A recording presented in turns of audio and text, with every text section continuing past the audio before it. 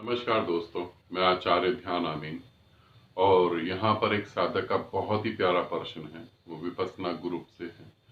और ये प्रश्न सभी साधकों के लिए जरूरी है इसे समझना, क्योंकि बहुत सारे साधक हैं जो मेरे साथ जुड़ के साधना कर रहे हैं, उन्हें भी एक गलत फहमी हो जाती है और वो फिर आगे जाके पूछते हैं। तब तक जीवन का बहुत बड़ा समय निकल चुका होता है। आपके जीवन का एक एक पल जो है बड़ा कीमती है। तो प्रश्न है कि हमें विधि जो है कब छोड़नी चाहिए, क्या हमें विधि आगे तक करनी चाहिए, कितना टाइम आगे करनी चाहिए। तो विधि के बारे में यहाँ पर मैं ये बता रहा हूँ कि हमें विधि कब तक करनी चाहिए, कब नहीं करनी चाहिए। क्योंकि ये भी बहुत अजीब सा है कि हम कोई विधि को लेकर 10 साल 15 साल तक मेहनत करते हैं। पहले आप प्रश्न सुन लें, फिर मैं आपको डिटेल में सारी बात बताता हूँ। गुरुजी को कोटि कोटि प्रणाम। गुरुजी, मैं राकेश अंतिल बोल रहा हूँ। गुरुजी, मैं ये जानना चाह रहा था कि इस विधि को हम कितने दिन तक कंटिन्यू कर सकते हैं। जैसे मैंने कुंडलिनी जागरण जो विधि थी वो मैंने 40 डेज तक कंटिन्यू की थी, क्या उसे भी कंटिन्यू कर सकता हूँ या इसे भी? प्लीज बताइए। आप समझें, अगर आप मेरे साथ जुड़े हुए हैं तो एक विधि को जो है आप करेंगे तो 1 महीना कर सकते हैं, 30 डेज, 40 डेज, और बहुत हुआ तो 3 महीने कर सकते हैं। 3 महीने के बाद वो विधि करने की जरूरत नहीं है। ठीक है। अगर मैं आपको कहता हूं कि ये विधि को आगे करें तो आप आगे करें, नहीं तो वो विधि को छोड़ दें। और अगर आगे भी करते हैं तो बहुत आगे जाके 9 महीने तक। क्योंकि पहली बात तो 1 महीने में 30 डेज में ही आपको बहुत कुछ अनुभव हो जाएंगे, फिर उस विधि की जरूरत नहीं पड़ती। अगर नहीं हुए तो आपको 3 महीने में जो है 40 दिन में या 3 महीने में इतने अनुभव हो जाएंगे, आपको पता लग जाएगा परम ज्ञान क्या है। अगर फिर भी नहीं होता तो 9 महीने का एक लक्ष्य लेके चलेंगे। 9 महीने विधि करने के बाद सारा कुछ आपके सामने क्लियर हो जाएगा। 9 महीने के बाद भी अगर आप उस विधि को करते हैं तो वहां पर आप अपना टाइम जो है खराब कर रहे हैं। क्योंकि विधि जो है एक टाइम तक आपके साथ जुड़कर काम कर सकती है और एक टाइम के बाद वो खराब हो जाती है, बेकार हो जाती है, यूजलेस हो जाती है। कैसे हो जाती है वो मैं आपको बताता हूं। अगर आप डॉक्टर हैं या आप किसी डॉक्टर से आपकी फ्रेंडशिप है या दोस्त हैं, तो आप ये पूछ सकते हैं कि जब आप बीमार पड़ते हैं तो आपको एक एंटीबायोटिक दी जाती है, ठीक है, और कुछ मेडिसिन और दी जाती हैं। और फिर जब आप दोबारा बीमार पड़ते हैं तब भी आपको इसी तरीके से एंटीबायोटिक दी जाती है। मगर जो है आपके साथ जो मेडिसिन चल रही है वो 6 महीने बाद या कुछ दिनों बाद वो चेंज कर दी जाती है, क्योंकि आपकी बॉडी जो है उसकी हैबिचुअल हो जाती है। इसी तरीके से विधि जो है, मेडिटेशन मेथड जो है, वो आपके मन के साथ जुड़ता है। मगर मन जब उसका हैबिचुअल हो जाता है तो वो विधि बेकार हो जाती है। कैसे हैबिचुअल हो जाता है, हम ये कैसे जज करें, कैसे हम इस बात को समझ पाए कि हमारा मन उसका हैबिचुअल हो गया है। इसे समझ लें, क्योंकि हर जगह मैं बताऊंगा ऐसा तो नहीं है, हर जगह आपको गुरु मिल जाए ये तो जरूरी नहीं है। तो आप सेल्फ डिपेंड हो, अपने पाँव पे खड़े हो, अपनी समझ के साथ चले।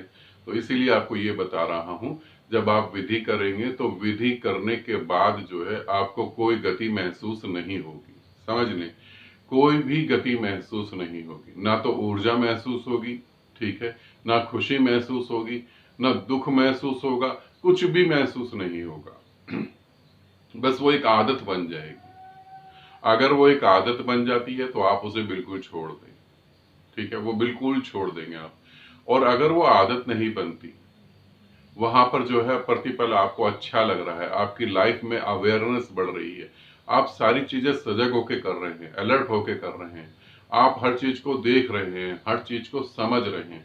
कहाँ अगर आप और आपके रिश्तेदार या आपके समाज का कोई भी व्यक्ति, आप दोनों में अगर झगड़ा होता है, तू मैं होती है, या प्रेम होता है, या वासना जागती है, तो आप दूसरे व्यक्ति को छोड़कर पहले अपने को देखते हैं।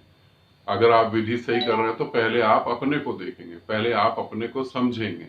और जब अपने को समझेंगे तो इसका मतलब विधि ठीक काम कर रही है। विधि से आपको जो है बिना किसी कंडीशन के, ठीक है, बिना किसी रीजन के खुशी महसूस होगी, बिना किसी कारण के प्रेम आएगा दूसरों पर और अपने पर भी।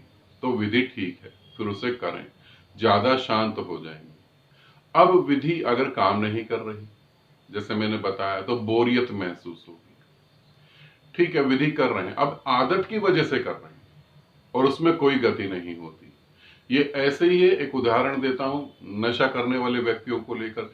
जैसे कोई शराब पीता है तो पहली बार पीता है, बहुत अच्छा लगता है, बहुत गंदा लगता है पहली बार तो। जैसे आप लोग विधि पहली बार करते हैं तो बड़ी बोरियत होती है, आपको लगता है यार ये क्या कर रहे हैं, हमें तो पाना है परमात्मा को और यहाँ तो हम कुछ और ही कर रहे हैं, बहुत बोरियत लगती है।